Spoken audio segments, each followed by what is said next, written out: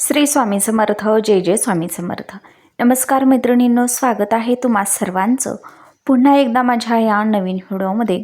तर आज आहे 29 जून, वार आहे सोमवार आणि आज आली आहे ज्येष्ठ महिन्यातील पौर्णिमा तिथी, जी आपण वटपौर्णिमा म्हणून साजरी करत असतो.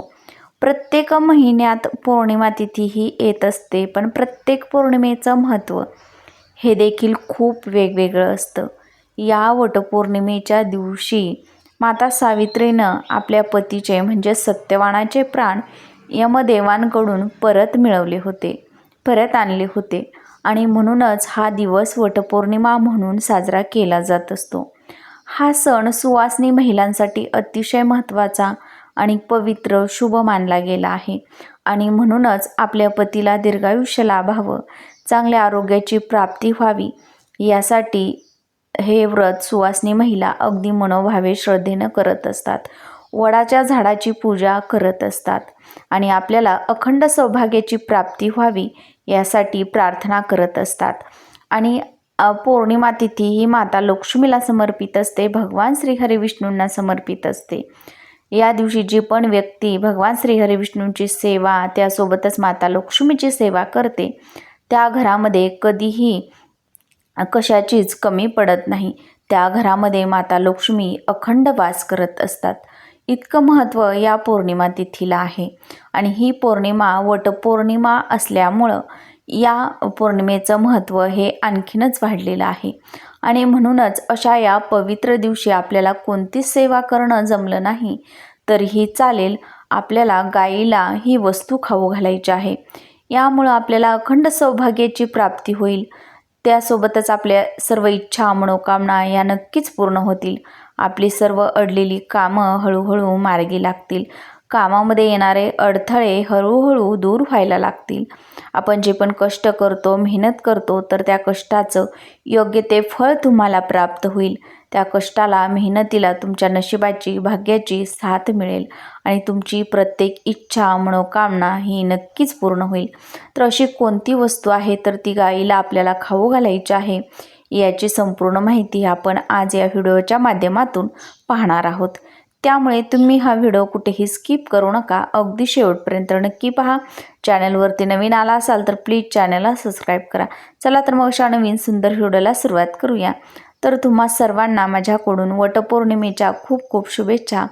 तर ही जी वटपौर्णिमा आहे तर ती सोमवारच्या दिवशी आल्यामुळं या सोमवारचं महत्त्व हे आणखीनच वाढलेलं आहे. तर वटपौर्णिमेचा जो शुभ मुहूर्त आहे पूजा करण्याचा, तर तो सकाळी 9 वाजल्यानंतरनं सुरू होत आहे आणि तो दुपारी 12 वाजेपर्यंत असणार आहे. तर या काळामध्येच आपल्याला वटपौर्णिमेची जी पूजा आहे वडाच्या झाडाची, तर ती करून घ्यायची आहे. आणि हा जो उपाय आहे तर तो आपल्याला दिवसभरात कधीही केला तरीही चालणार आहे. जेव्हा पण तुम्हाला वेळ भेटेल तेव्हा तुम्हाला हा उपाय करायचा आहे. तर हा उपाय करण्यासाठी आपल्याला काय करायचं आहे, गाईला आपल्या हिंदू धर्मामध्ये बघा खूप पवित्र आणि शुभ मानलं गेलं आहे. गाईमध्ये 33 कोटी देवी देवतांचा वास असतो असं म्हटलं जातं. आणि ज्यावेळी आपण गाईची अगदी श्रद्धेने मनोभावे पूजा करतो, सेवा करतो किंवा काही वस्तू गाईला आपण खाऊ घालतो, तर त्यावेळी आपल्याला 33 कोटी देवी देवतांचे आशीर्वाद हे प्राप्त होत असतात. आणि म्हणूनच ही एक वस्तू आपल्याला गाईला खाऊ घालायची आहे.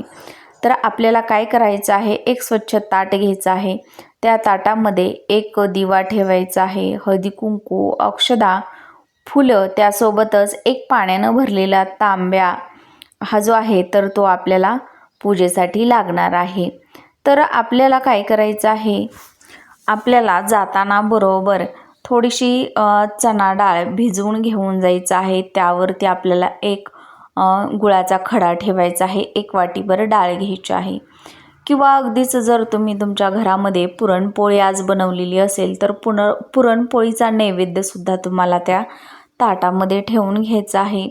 किंवा अगदीच मग तुम्ही काही बनवलं नसेल तर कोणताही गोडाधोडाचा पदार्थ घ्या. त्याचबरोबर एक पिवळ्या रंगाची केळी, जी पिकलेली केळी असते, तर ती केळी आपल्याला घ्यायची आहे.